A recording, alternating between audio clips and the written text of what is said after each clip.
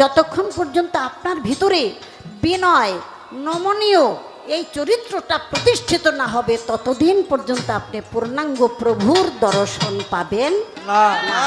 আলেয়া বেগমের নামটা থাকবে দুইটা কারণে, একটা হলো তার সৃষ্টি, আর একটা হলো তিনি নারী হইয়া এমন পেশের কথা জিজ্ঞাসা করে এই আর জগতে আইব কিনা সন্দেহ আছে। যারা নবুয়ত পেয়েছে তাদের কি কোনো প্রতিযোগিতা দেওয়া লাগছে, কোনো পরীক্ষা লাগছে? আল্লাহর সাথে আল্লাহর নবীকে মানার নাম হলো ঈমান। যারা আল্লাহ মানে নবীরে মানে না তাদের থেকে আপনারা দূরে থাকবেন। মনে রাখবেন এটি শয়তানের খাস খাসিলত। কিছু নবুয়তের সময় লাশ চুরি করারও আবার আইন পাশ হইল, এইটারই কারণটা কি? আল্লাহ পাক নিজেই তো তাকে পরিপূর্ণ কোনো পাওয়ার দেয় নাই, সে পরিপূর্ণভাবে ডাকবে কি কইরা? শুরু সেই পালাটা নবুয়ত এবং বেলায়েত। তো বেলায়েতের পালা দিয়েছেন আমাকে, আর নবুয়তের পালা দিয়েছেন আমার শাহ আলম ভাইকে। তো আসলে আমার শাহ আলম ভাই একটু সন্দেহ প্রবণ মানুষ, সেজন্য বলে না খাইতেই টাকা পাইছে, দেই খাইটা কিছু পাইনি। আসলে আপনি তো চেয়ারম্যানরে ভালোবাসেন না, আপনি কিছু পাওনের লিগা।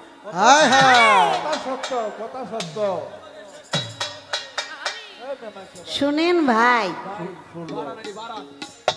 চুক্তি যুক্তি প্রত্যাশা ছাড়া যেই ভালোবাসা হয় সেটাই হলো অরিজিনাল ভালোবাসা। প্রেমে কখনো চুক্তি যুক্তি শর্ত বা প্রত্যাশা থাকতে নাই। আপনার মাঝে দেখলাম সব কিছুই আছে। তো যাই হোক, আপনি যাহা আশা করেন নাই তার চেয়ে বেশি মালিকে দিছে, আলহামদুলিল্লাহ, শুক্রিয়া। তবে একটা বিষয় খুবই ভালো, সেটা হলো আমাদের সাথে যারা যন্ত্র সঙ্গীত করে ওরা হলো আমাদের ছেলে পেলে, ওদেরকে যদি দেয় তাহলে মা বাপের মনটাও খুশি হয়। কথাই বলে না, ছায়ের হাতে দিলে মায়ের মন পাওয়া যায়। তা আসলে এটাই সঠিক যে আমাদেরকে যে উপহারটা দিয়েছে আমাদের দলবল, ওরা যেন আনন্দ পায়, সন্তুষ্ট থাকে, ওই পরিমাণে ওদেরকে দিয়েছে। এজন্য শুক্রিয়া, আলহামদুলিল্লাহ, মালিকের দরবারে হাজারো শুক্রিয়া। এখন চলে আসলো আমাদের পালা, গানটা শুরু করতে হবে, একটু স্বাদ করতে হবে, খড়খড়া। কারণ সঙ্গীতটা, গানটা হইল প্রাণের ক্ষুধা নিবারণ করার জন্য। এটা কানে বাজলে সেটা হবে না, এটা প্রাণে স্পর্শ করতে হবে, তাহলে ভাল লাগবে। আর বাঁশি বাজায় দেখো সত্য কিনা।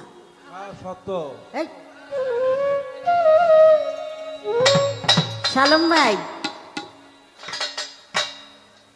আমার কাছে একটা পুরস্কার গানে বসার সাথে সাথে আসছে, সেটা হলো লাবলু পাগলা, জিন্দাউলি হজরত কালু গাজী কালু রাজিয়াল্লাহু তাআলা আনহু বা রাহমাতুল্লাহ আলাইহে, সেই দরবারের ভক্ত। আপনাকে 115 টাকা এবং আমাকে 115 টাকা উপহার করছে। এটা ভাই উঠে গেছে, আমার ডিজেটটা নিত আমার মনে নাই, আমারও দিছে, আমার শাহ আলম ভাইরও উপহার করছে। দরবারে ভক্তি রইল।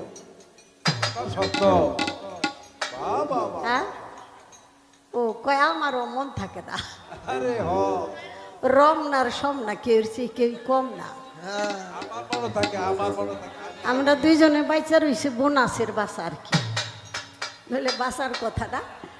আজকে আমার অনেক দিনের আকাঙ্ক্ষা বাবা, আমি মনের মতো শিল্পেও পাই না, আর অনেক কথা জিগাইও না। বিশ্বাস করেন, অনেক কথা জিজ্ঞাসা করলে নগদ মিশা বানাইয়া কয়, আমি কইতে পারি না, সইতে পারি না, বা রইতেও পারি না। তো আজকে আমি যারে পাইছি সেজন্য আমার ভিতরটা ভরে গেছে গা খুশিতে। আমি আনন্দ করে কিছু কথা তারে জিজ্ঞাসা করতে পারবো এবং ইনশাল্লাহ পাবো, জবাবও পাবো, এই বিশ্বাস আমার।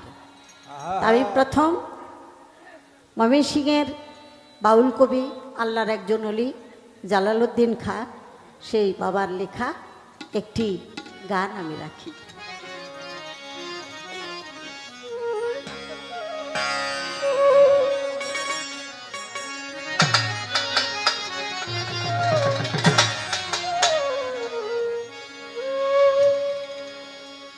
মাওলার ভাব তরঙ্গে এসো আমার সঙ্গে, যদি কারো ভালো লাগে রে মাওলার ভাব তরঙ্গে এসো আমার সঙ্গে, যদি কারো ভালো লাগে রে মাওলার ভাব তরঙ্গে এসো আমার সঙ্গে, যদি কারো ভালো লাগে রে মোলার ভাব তরঙ্গে।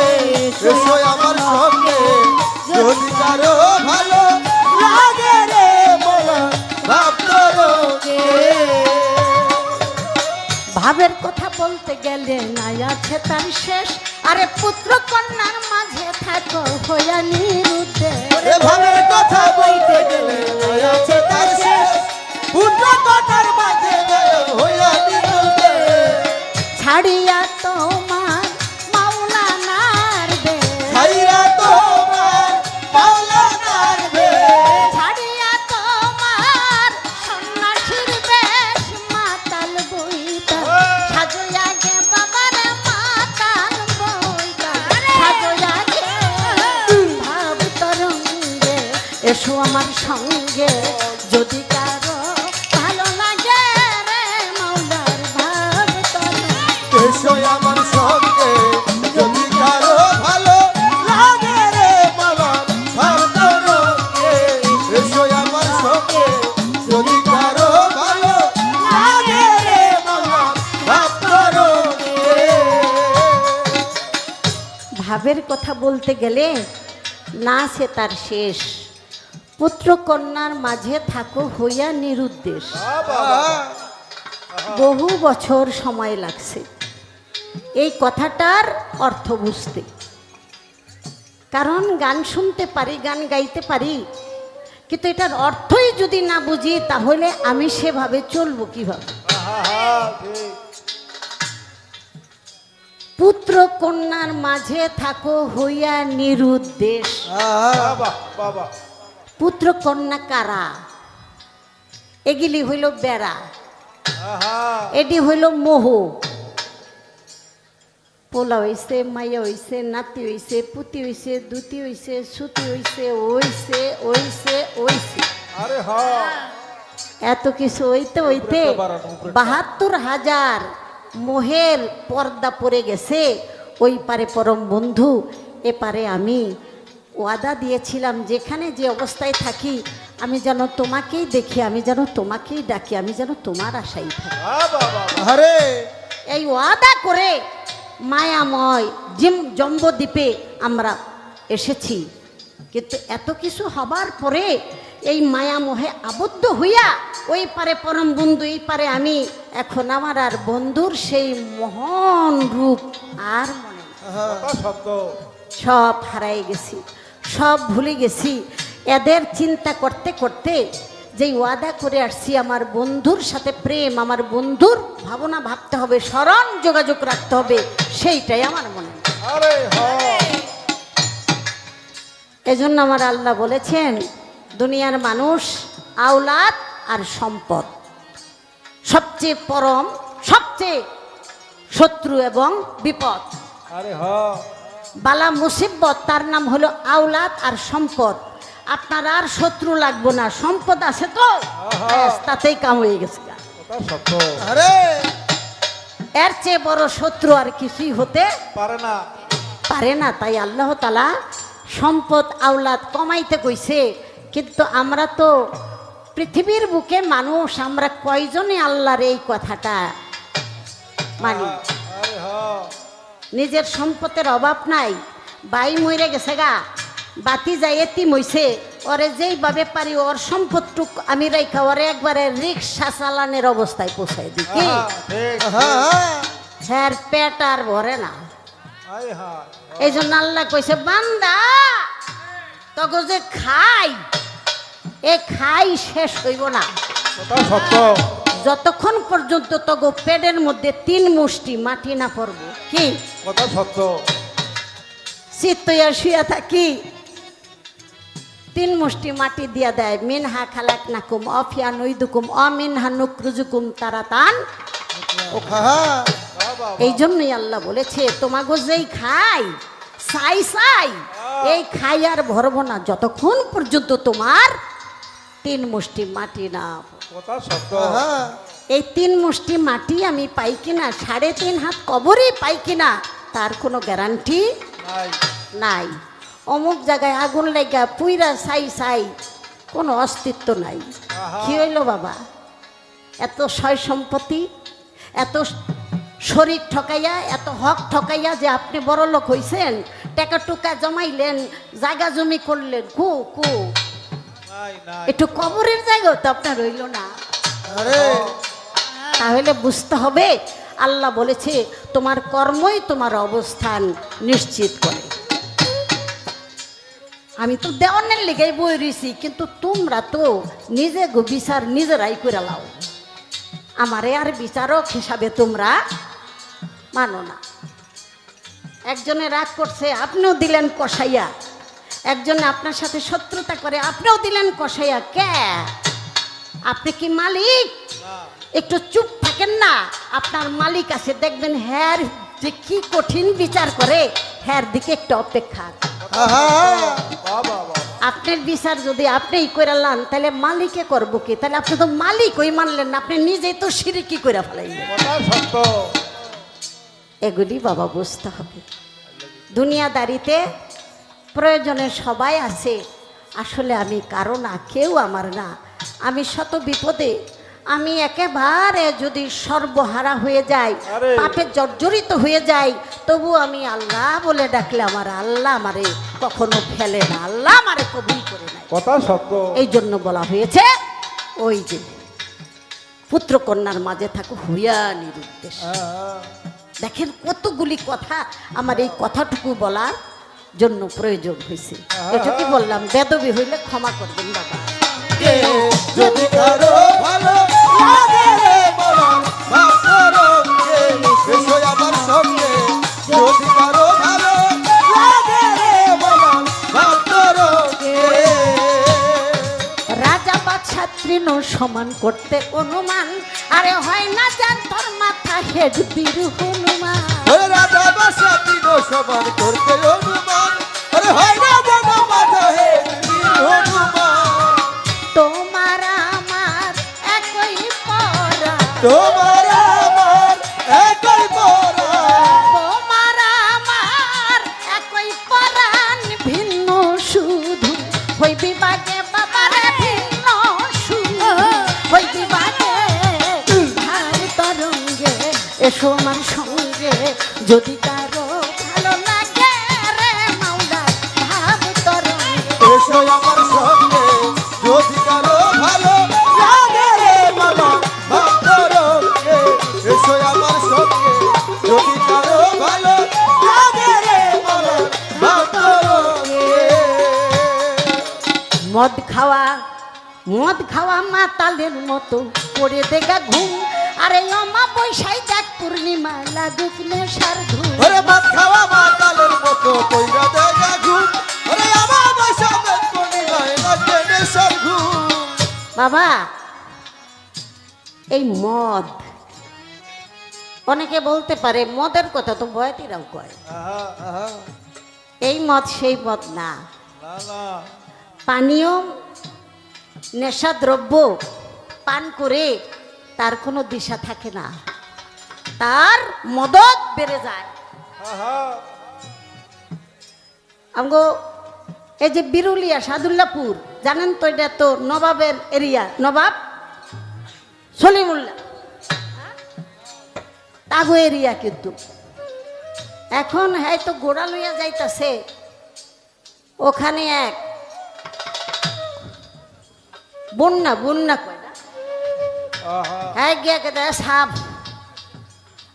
आपका घोड़ा कितना दाम है हाँ মানে ঘোড়ার দাম কত अरे बाबा ঘোড়ার দাম কত अरे बिठाओ কয় কেন কয় হাম কিনেগা अरे बाबा अरे তো যাই হোক সে চলে গেছে পরের দিন লোক পাঠাইছে যে তারে নিয়ে আসো জমিদারে জিগাইছে নবাবে জিগাইছে তুমি না ঘোড়া কিনতে চাইছিলা আরে সাপ যে হালা ঘোড়া কেনা গো হালা জায়গা अरे बाबा মানে যে কিনতে চাইছিল हाँ হ্যাঁ গেছে গা आए हाय মানে ওই যে একটু খাইছিল अरे कैसे री बाबे बाबे हाँ হ্যাঁ তার হ্যাঁ নাই হ্যাঁ তো নিজেই নবাব হয়ে বসে। हाँ रोबा রাকি বাবা এরমই তো দুনিয়াটা যে একটা বাহাদুরি করে আই কয়জনের লাগবি কি অবস্থা এই যে মদত দেহের মধ্যে 6টা চরিত্র এগুলি হইল বলা হয়েছে নারী চরিত্র সেটা হলো কাম ক্রোধ লোভ মায়া মদ মাৎসর্য সেই মদের কথা বলা হয়েছে এই দেহের মধ্যে যদি মদত যোগায় একটা শক্তি একটা চরিত্র ওই চরিত্রটাকে তোমার খাইতে হবে অর্থাৎ হজম করতে হবে সত্য তাহলে তুমি দুনিয়াদারিতে আর মদত ইন্ধন অর্থাৎ বাহাদুরি তোকাব্বরি অহংকারী এগুলি তোমার মধ্যে থাকবে না কথা সত্য তোমার চরিত্র চলে আসবে নমনীয় বিনয় সব সময় তোমার ভিতরে একটা আজিজি মিনতি প্রার্থনার ভাব চলে আসবে अरे हाँ যতক্ষণ পর্যন্ত আপনার ভিতরে বিনয় নমনীয় এই চরিত্রটা প্রতিষ্ঠিত না হবে ততদিন পর্যন্ত আপনি পূর্ণাঙ্গ প্রভুর দর্শন পাবেন না না কথা সত্য ভক্তিতেই শক্তি শক্তিতেই মুক্তি বাবা আপনি যত বেশি বেশি ভক্তি দিবেন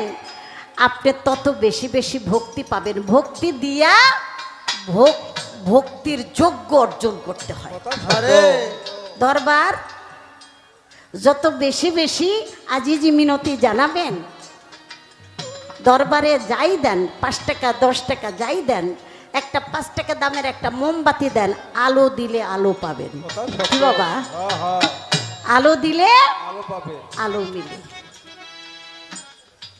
কিছু যদি নিতে চান তাহলে সামান্য হইল 10টা টাকা হইল দরবারে দিয়া আল্লাহর পাগলরে দিয়া আল্লাহরে ঋণী করে দেন আল্লাহ বলেছে আমারে ঋণী করো আল্লাহ বলছে না বলছে কর্জে হাসানাত আমাকে আমাকে কর্জ দাও আমাকে উত্তম ঋণ দাও আল্লাহকে হাত পাইতা রইছে না আল্লাহর ওলি যারা আল্লাহর পাগল যারা আল্লাহর ফকির দরবেশ মস্তান যারা আছে দুনিয়াদারিতে ঘর বাড়ি ধন সম্পদ ক্ষমতা কোনো কিছুর ধার ধারে না এক ধ্যানে মশগুল আরে হ্যাঁ চেষ্টা করে দেখেন তার হাতে কিছু দিতে পারেননি সে নেওয়া মানে মালিকই কবুল করা বাবা বাবা আল্লাহরে পাইতে হইলে সোয়াবের বস্তা আর টেকার বস্তায় পাইবেন না না না না পাইতে হইলে বিনয় এবং ভক্তি জ্ঞান থাকবে বাবা বাবা আমার জালালউদ্দিন খা এই কথা কইগুলি বলেছে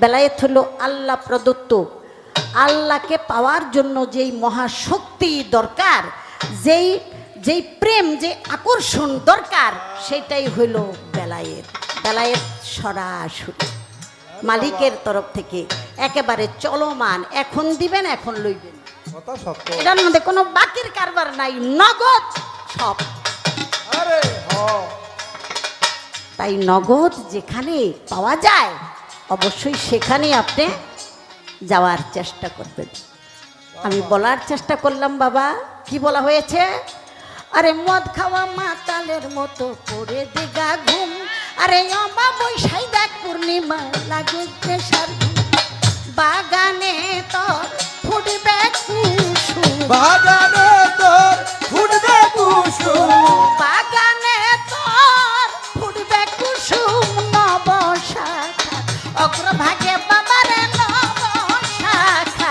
অগ্রভাগে ভাব তরঙ্গে এসো আমার সঙ্গে যদি কারো ভালো লাগে রে মালা ভালো রঙে এসো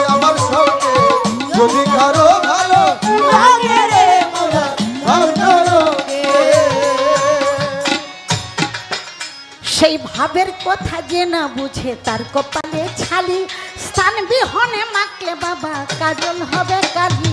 ভাবের কথা যে না বুঝে তার কপালে চলি, ধান বিহনে মাখলে কাজল কাজল হয়ে চলি। কবি জালাল কয় তোর গুদাম খালি, জালাল কয় তোর গুদাম খালি, জালাল কয় তোর গুদাম খালি।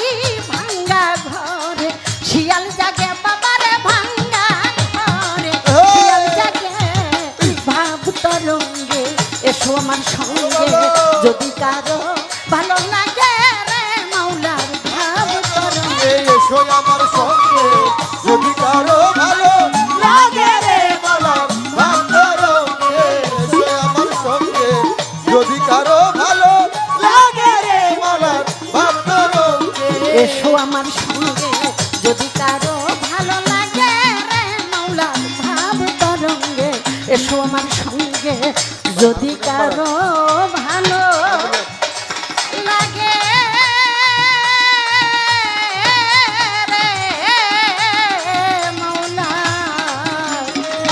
মাওলার ভাব তরঙ্গে।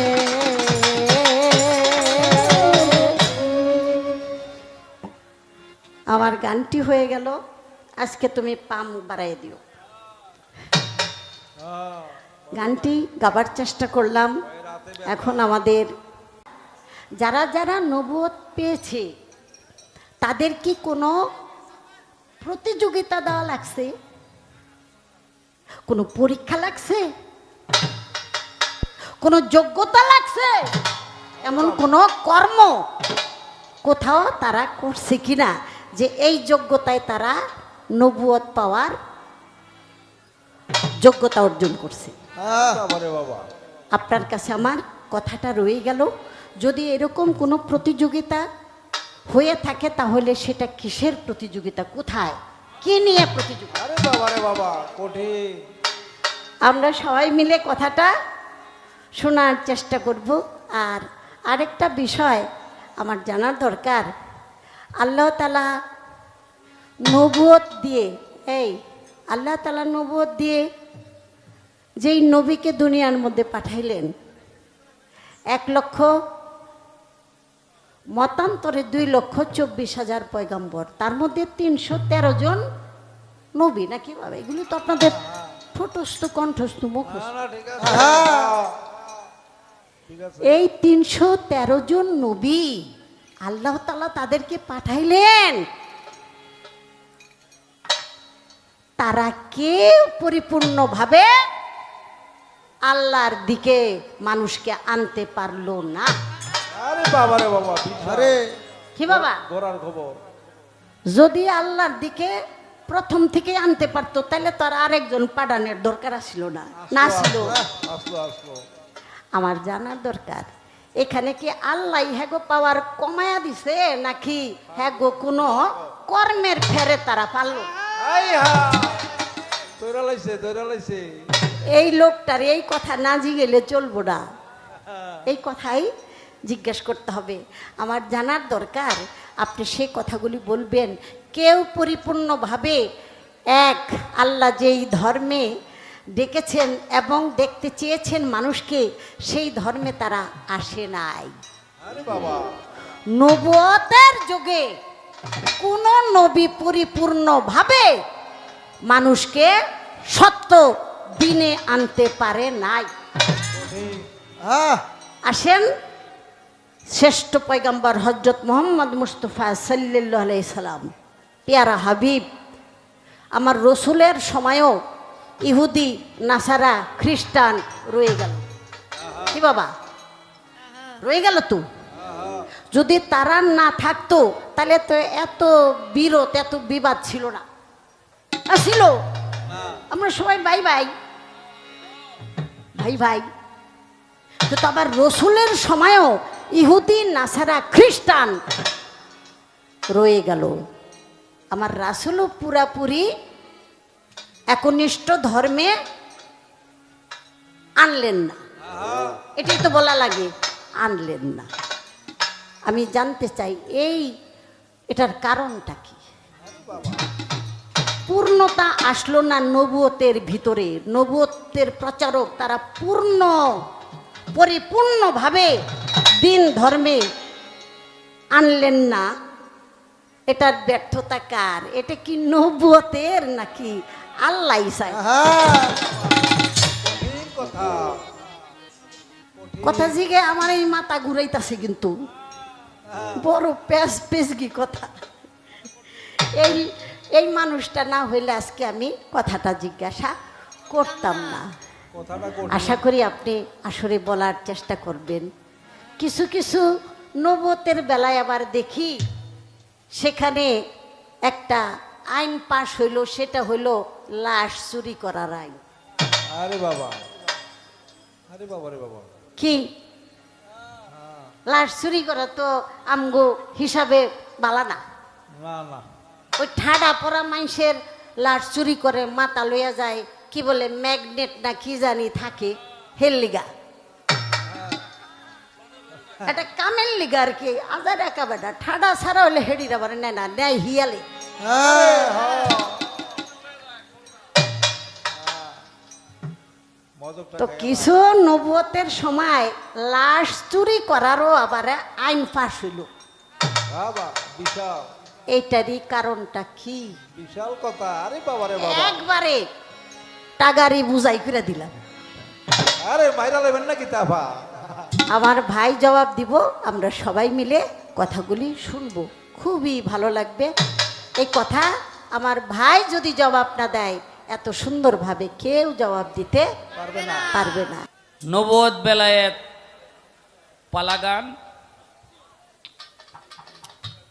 আমাকে নবুয়তের ভাগটা দিলেন। বেলায়েত গাবে গাইতেছেন আলো আপায়। তো বিশেষ করে আমি না, সারা বাংলাদেশের বয়াতিদের একটা ভয়ের ব্যাপার থাকে, যেদিন আলেয়া বেগমের সাথে গান পড়ে। এটা আপনারা সবাই জানেন। প্রশ্ন করলেন তিনটা, নবী হইতে কি কোনো যোগ্যতা লাগে না খামাখাই হইছে? 2 নাম্বার হইল কথা কই না, পরিপূর্ণ ভাবে কেউ তার উম্মতকে দিনে আনতে পারলেন না।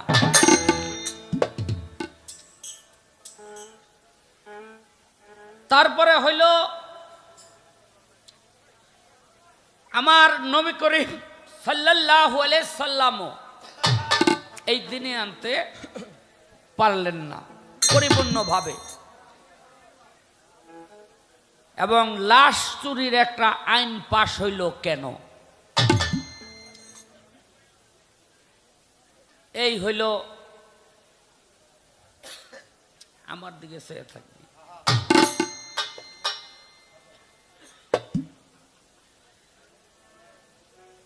এই তার প্রশ্ন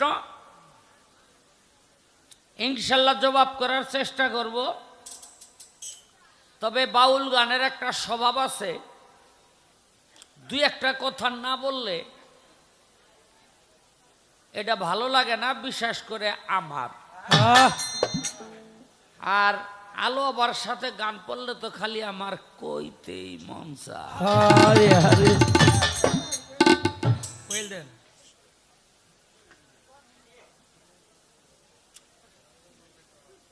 কারণ বাংলাদেশে হাজার হাজার বছর পরেও এই আলেয়া বেগমের নামটা থাকবে 2টা কারণে। একটা হলো তার সৃষ্টি, আর একটা হলো তিনি নারী হইয়া এমন পেশের কথা জিজ্ঞাসা করে, এই আর জগতে আইব কিনা সন্দেহ আছে।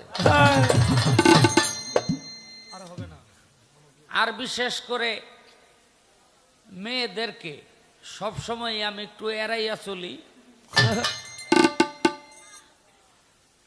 হ্যাঁ, পুরুষ ভাবে, কবি নজরুল বলেছেন, পুরুষ ভাবে আমি নারী ঘেঁষা, আর নারীরা ভাবে আমি নারী বিদ্বেষী।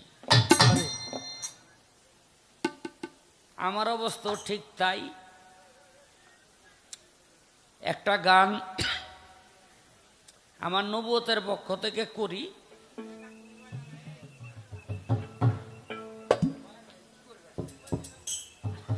একটু সরাইল তাহলে তো যায়। তো আস্তে এখানে কমাকমি নাই, কি এর কমাইব?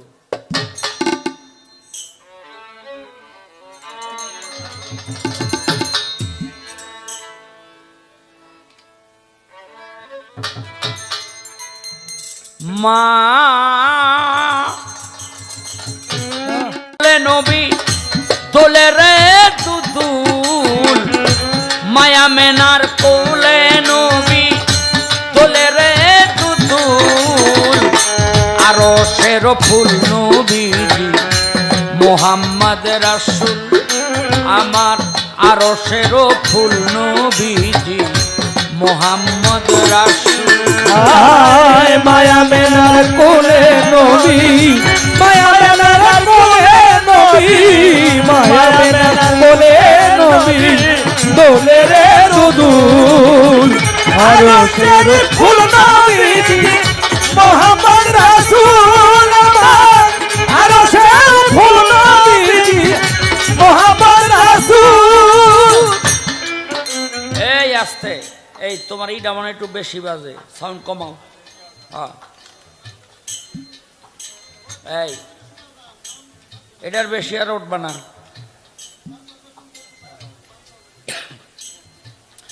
মা মেনার কোলে নবী দুলে রে দুদুল, আরশের ফুল নবীজি মোহাম্মদ রাসূল। আমাদের সমাজের কিছু মানুষ আছে যারা বলে নবী হলো মাটির নবী।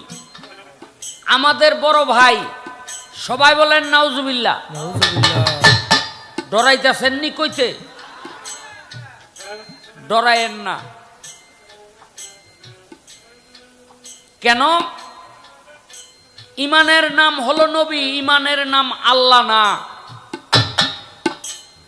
ইমানের নাম হলো নবী, ইমানের নাম আল্লাহ না। কি বলে? ফেরাউন আল্লাহ মানতো, মানতো কিনা? যারা জানেন না তারা আমার থেকে জানেন, ফেরাউন আল্লাহ মানতো। সারা দিন আকাম কুকাম কইরা রাইতের বেলা হাত উঠাইতো আল্লাহর কাছে, আল্লাহ আপনি তো একজন আছেন, কিন্তু আমি তো দুনিয়ায় আল্লাহগিরি দাবি করিয়া বিপদে পড়ছি।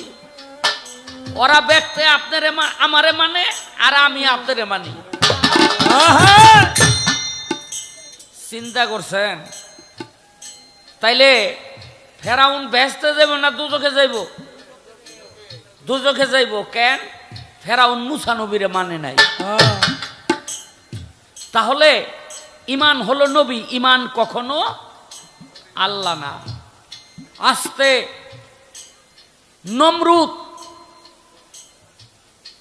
সারাদিন আকাম কুকাম করে বেড়াইতো, আর রাইতের বেলা আল্লাহর দরবারে হাত উঠাইতো, আল্লাহ আপনি একজন আছেন। আল্লাহরে মানতো, মানে নাই কারে? ইব্রাহিম নবীরে। কি করলো? ওই যে আগুনে উঠাই দিল, চড়াই দিল আগুনে। বাবা রে বাবা, আপনারা কি জানেন একটা ব্যাঙও জান্নাতে যাইব?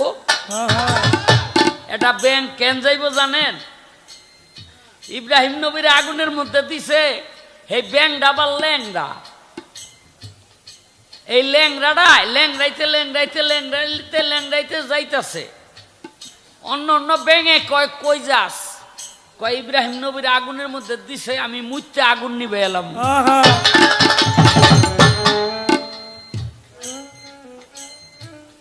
কয় তুই নিজে আইটাই যাইবার রাস্তা, আবার মুইতা বলে তুই আগুন নিবাবি।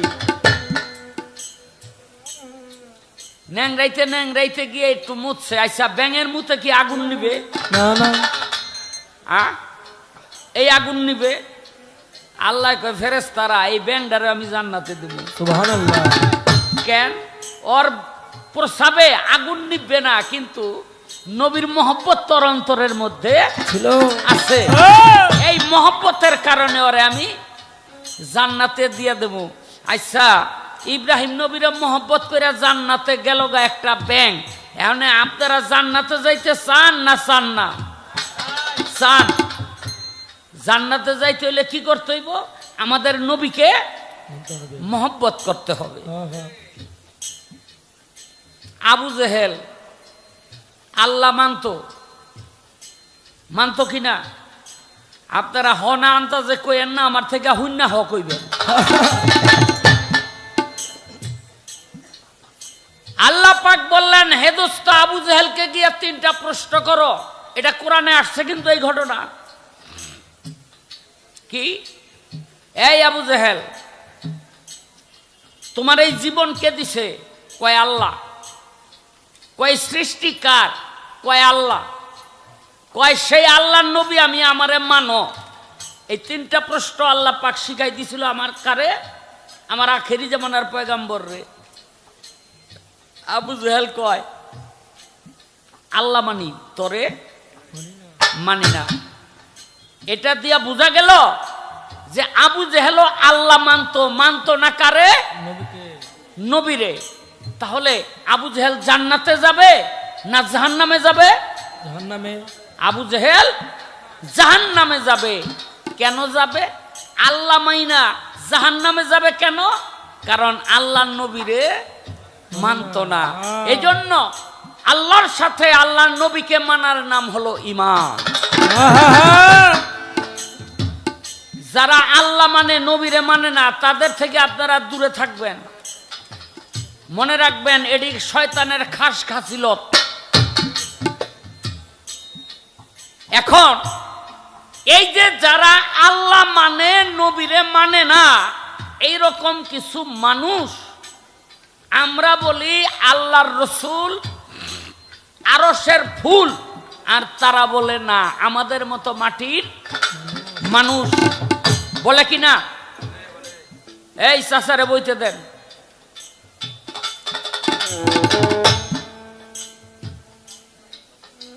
আমরা বলি আরশের ফুল, আর তারা বলে আমাদের মতো মাটির মানুষ। এবং আমাদের বড় ভাই, সবাই বলেন নাউজুবিল্লাহ। নাউজুবিল্লাহ। আল্লাহর রসুল কখনো আমাদের ভাই হতে পারে না, কারণ তিনি সমস্ত সম্পর্কের ঊর্ধ্বে। এখন আপনি বলবেন মাটির মানুষ, আমি বলবো মাটির মানুষ না, সে আরশের ফুল। তাইলে সে যে আরশের ফুল অর্থাৎ নূরের নবী, তার প্রমাণটা কি? প্রমাণ ছাড়া কোনো কিছু মানি না। এই চাচা, এই চাচার একটু থামান তো। কিসে? আরে হাই দিস আসতো ভাই, ঝামেলা করেন না, আমার দিকে চান। দেখেন, মায়া মেনার কোলে নবী, মায়া মেনার কোলে নবী, মায়া মেনার কোলে নবী, কোলে রে তুতুল আরশের ফুল নবীজি মুহাম্মদ রাসূল আমার, আরশের ফুল নবীজি মুহাম্মদ রাসূল আমার, আরশের ফুল নবীজি মুহাম্মদ রাসূল। সে ফুলেরই সৌরভে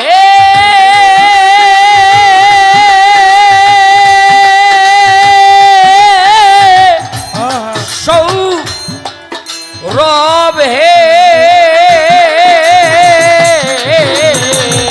সে ফুলেরই সৌরভে মাতিল সগৌরভ, সে ফুলেরই সৌরভে মাতিল বিশ্ব রবে ধারি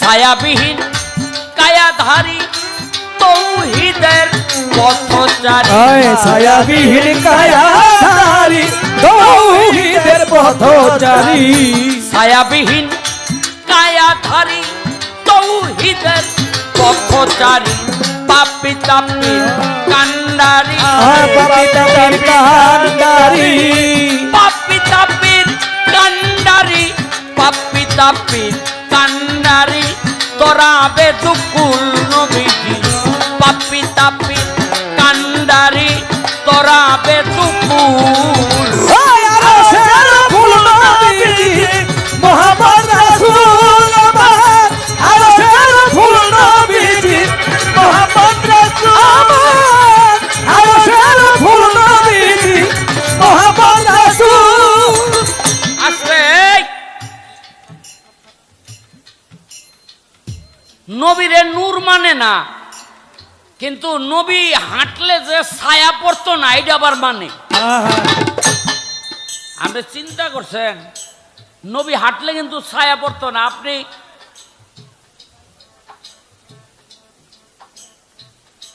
আপনি পশ্চিম দিকে সূর্য, আপনি যদি দাঁড়ান পূর্ব দিকে আপনার ছায়া পড়বে, পড়বে কিনা? পূর্ব দিকে সূর্য, আপনি দাঁড়ান পশ্চিম দিকে আপনার ছায়া পড়বে। কিন্তু সূর্য যেদিকেই থাকতো না কেন কোনো দিকেই আমার নবী করিম সাল্লাল্লাহু সাল্লামের ছায়া পড়তো না। কেন পড়তো না? আলোর কখনো ছায়া থাকে না, আলোর কখনো ছায়া থাকে না। তাহলে নবী যে নূরের নবী, আর কোনো প্রমাণের দরকার হয় না। বালাগাল উলা বেকামালিহি কাসাফাত দোজা বেজামালিহি হাসানাত জামিও খিসালিহি সাল্লি ওয়ালাইহি ওয়ায়ালিহি বালাগাল উলা বেকামালিহি কাসাফাত দুজা বেজামালিহি হাসানাত জামিও খিসালিহি সাল্লি ওয়ালাইহি ওয়ায়ালিহি। সুবহানাল্লাহ। সাধু মহৎ অলিগণে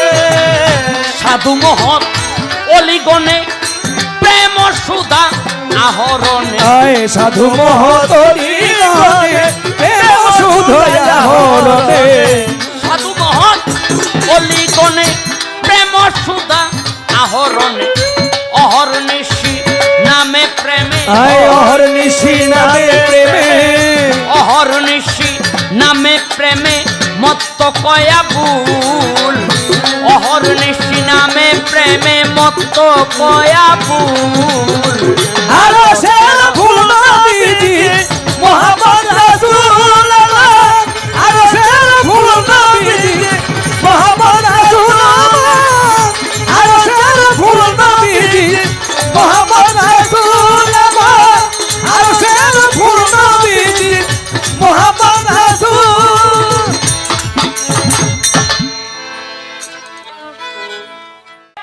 ছিল পাগল নিজে আল্লাহ নিজে আল্লাহ ছিল পাগল নিজে আল্লাহ নিজে আল্লাহ ছিল পাগল শ্রী তিরমূলে পাগল হইয়া পাগল ডাকে কোন পাগলে পাগল হইয়া পাগল ডাকে কোন পাগলে ওরে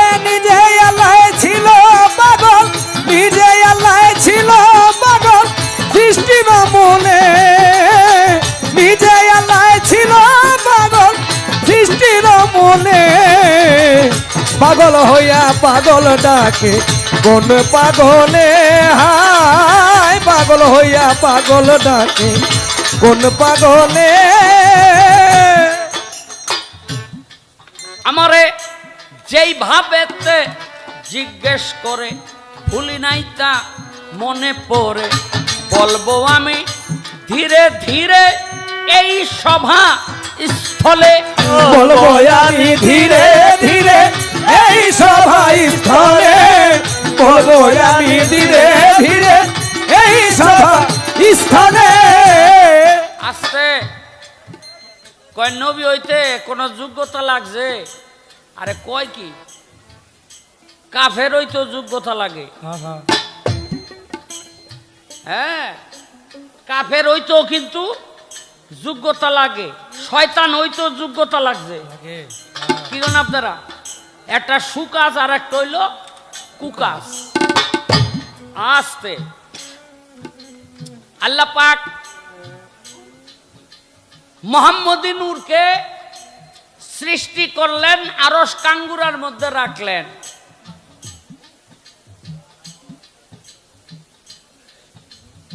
বন্ধ করেন আপনারটা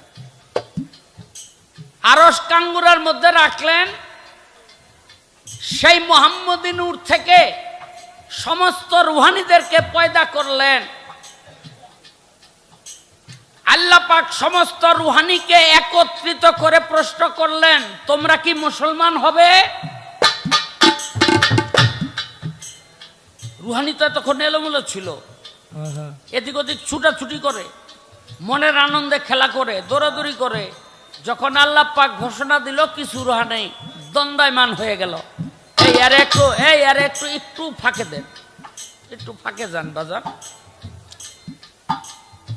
হ্যাঁ তখন আল্লাহ পাক প্রশ্ন করার সঙ্গে সঙ্গে তারা দাঁড়িয়ে গেলেন বলে হ্যাঁ বলে আরশ কাঙ্গুরার মধ্যে দেখো কি লেখা লেখা দেখে লা ইলাহা ইল্লাল্লাহু মুহাম্মাদুর রাসূলুল্লাহ ওই রুহানিগুলি কলেমাকে পাঠ করলো আল্লাহ পাক বললেন যে তোমাদের জন্য একটা সম্মানিত স্থান আমি রাখলাম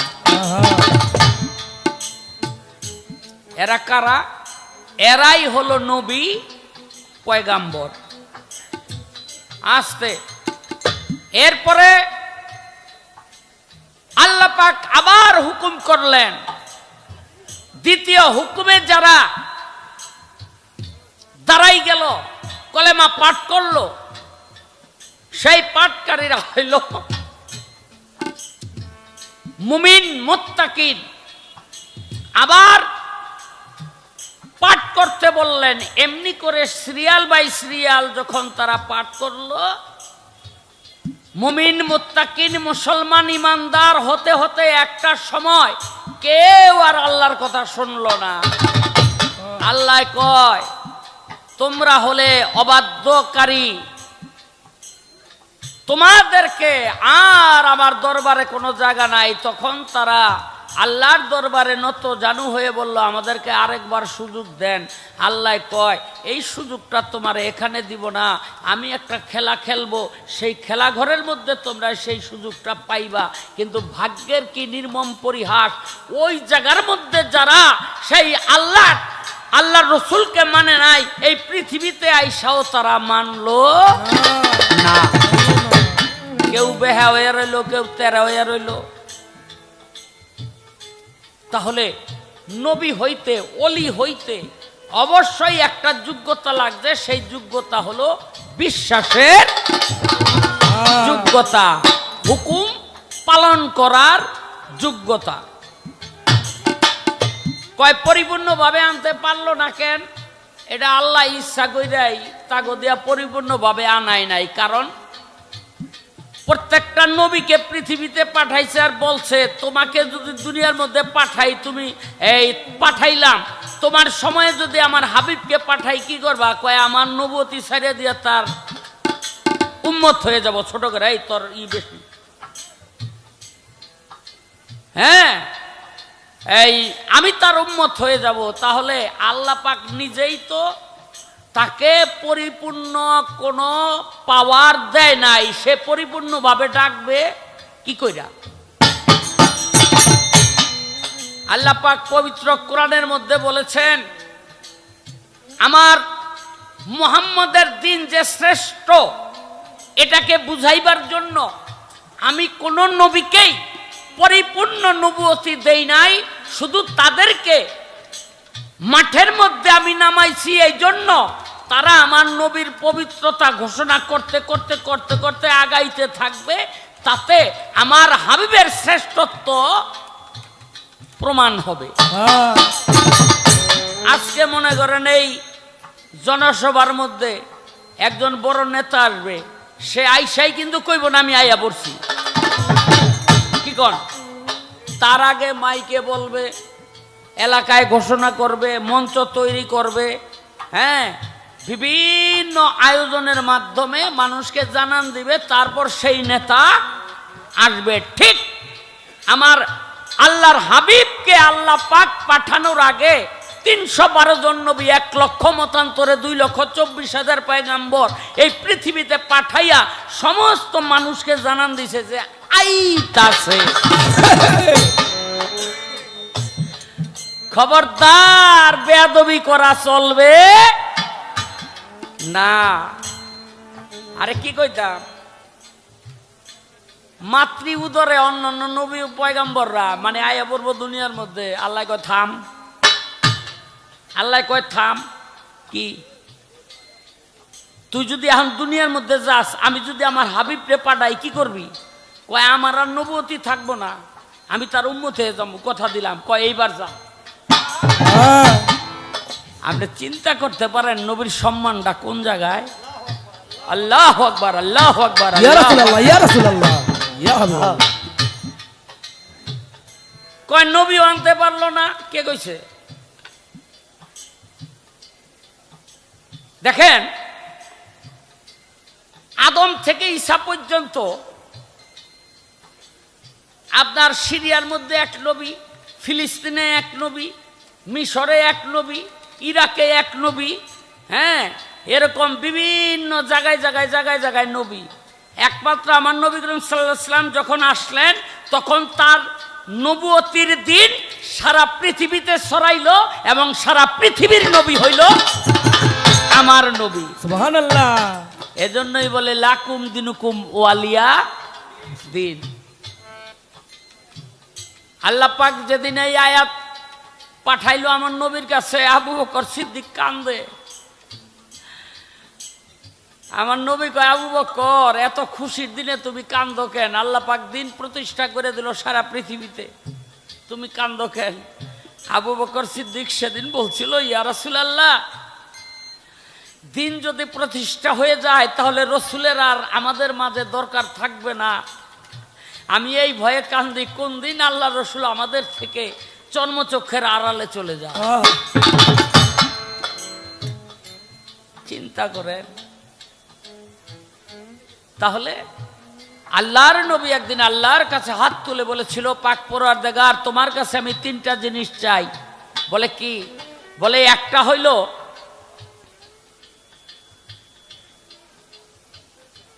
তার একটা হইল আমার যারা উম্মত তারগো আপনি না খাওয়াইয়া মাইরেন না। আল্লাহ কয়, কথা দিলাম কিয়ামত পর্যন্ত আপনার কোন উম্মত আমি না খাওয়াইয়া মারুম না। 2 নম্বরে বলে কাফেরদের হাতে আমার উম্মতকে আপনি নিঃশেষ করে দিয়েন না। আল্লাহ কয়, আমি ওয়াদা করলাম কাফেরদের হাতে আমি আপনার উম্মতকে নিঃশেষ করে দিব না। 3 নাম্বার বলে আমার উম্মতের মধ্যে এবং যারা আমার উম্মত তার সমস্ত মানুষকে আমার উম্মতের গণ্য করে এক করে দেন। আল্লাহ কয়, এটা দিতাম না, এইটাই আমার প্রেমের খেলা, ইমানের পরীক্ষা, এইটা আমি দিতাম না। এটা হইলো আল্লাহ পাকের খেলা, আল্লাহ পাক দিবে না, বুঝলেন? কিন্তু মনে রাখবেন যে আল্লাহ পাকের কি বলে, এই গজব থেকে রহমত বেশি। আল্লাহ পাকের গজব থেকে রহমত বেশি। ও বাবা, হাসরের দিন 2 ব্যক্তিরে আল্লাহ পাক খাড়া করাইব। তখন আমল নামা মিজানের পাল্লায় দেখ দিয়া দেহে এই মাত্র ইমান আছে, আমল আছে নেক, আর বেকি পাপ। অনে দুইটারে জিগাইব কই যাবি? কয় আল্লাহ আপনি যেখানে পাঠান। কয় তোরা দোনোটাই জাহান্নামী। হুইন্নাই একটাই যে দৌড়, আর একটাই খারো দিছে। তো যেটা দৌড়ায় হেটারে আল্লাহ কয় ফেরেশতারা ওরে ধরে লই হ আনছে। কয় কিরে তুই দৌড় ফেরিয়া যাস গা কেন? কয় আল্লাহ সারা জনম একটা হুকুম আপনার পালন করি নাই, এই আজকে একটা হুকুম দিচ্ছেন, যদি এটাও পালন না করি আমার উপায় কি? করে জান্নাতে দিয়া দে। ওই কিরে তুই যাস তাই কেন? কয় আল্লাহ দুনিয়ার মধ্যে শুনছিলাম আপনি রহমানুর রহিম, আজকে আপনার চেহারার দিকে তাকাইয়া দেখি সেই রহমান নামের বরকতটা, রহমতটা আপনার মধ্যে আমার প্রতি হয় কিনা, দেখা যায় কিনা, এই জন্য আমি দাঁড়াই রয়েছি। আল্লাহ কয় তুই আমার রহমত হিসাবে, রহমতুল্লাহ আলামিন হিসাবে জানতি? বলে হ। বলে তুইও জান্নাতে। আল্লাহর দয়া বেশি, এজন্য আল্লাহ পাক 8টা জান্নাত আর 7টা দুজক তৈরি করছে। আরে কি কইতাম, আমরা অনেকেই জানি না আল্লাহর যে 7টা দুজক, জান্নাত হইল 8টা জান্নাতের সবচেয়ে ছোট জান্নাত যেটা, ওই জান্নাতের যে একটা কামরা, ওই একটা কামরার মধ্যে 7টা দুজক বইরা দিলেও একটা কামরা বানিয়ে একটা ঘর। বুঝেন তো কথাটা? একটা ঘর, ওই একটা ঘরের মধ্যে 7টা দুজক বইরা দিলে এক কোনায় বইরা থাকবো। কেন? ওই যে আল্লাহ রহমতুল্লাহ আলামিন, তার রহমত বেশি, তার রহমত হলো বেশি। এই কারণে আসতে কি করে কয় লাশ চুরির আইন পাশ হইলো তো পাশ হইব না? আল্লাহর রাসূল 2টা বিষয়ের উপরে বলছেন। একটি বিষয় হলো নবীর জামানায় বহু মানুষ নবুয়তি দাবি কইরা জায়গায় জায়গায় অরাজকতা সৃষ্টি করছে। এই সমস্ত ভণ্ড নবীদেরকে আল্লাহর রাসূল শক্ত হাতে দমন করছে, এমন বলছে এদেরকে যদি কবরের মধ্যে পাও তাও মেসাকার কইরা দিবা। বুঝলেন নি? আবার নবী করিম সাল্লাল্লাহু আলাইহি সাল্লামের যখন পর্দা নিলেন, তখন পৃথিবীতে ক্ষমতায় আসলো বাদশাহ নুরউদ্দিন।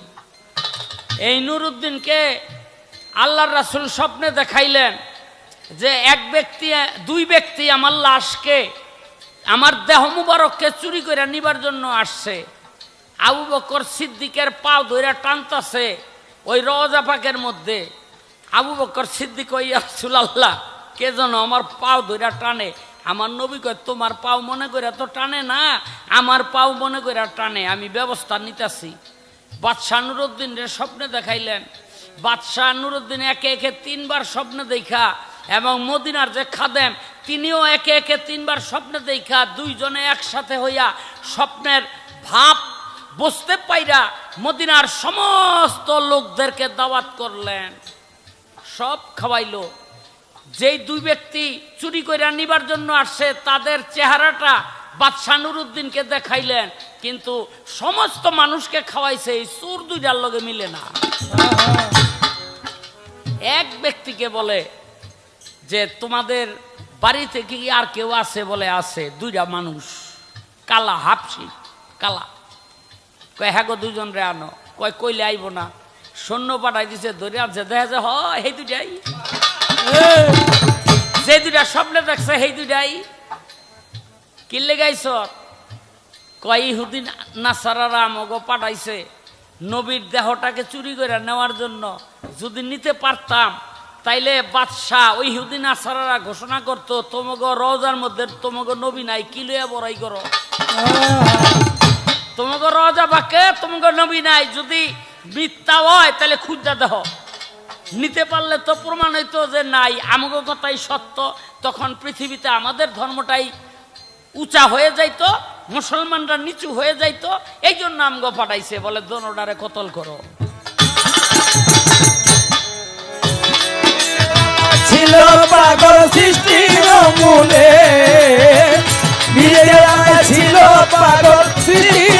ফুলে ও পাগলারে পাইলে পাগল হইয়া পাগল ডাকে কোন পাগলে পাগলার জীবন ধন্য হইত পাগলারে পাইলে আয় পাগল হইয়া পাগল ডাকে কোন পাগলে পাগলার জীবন ধন্য হইত পাগলারে পাইলে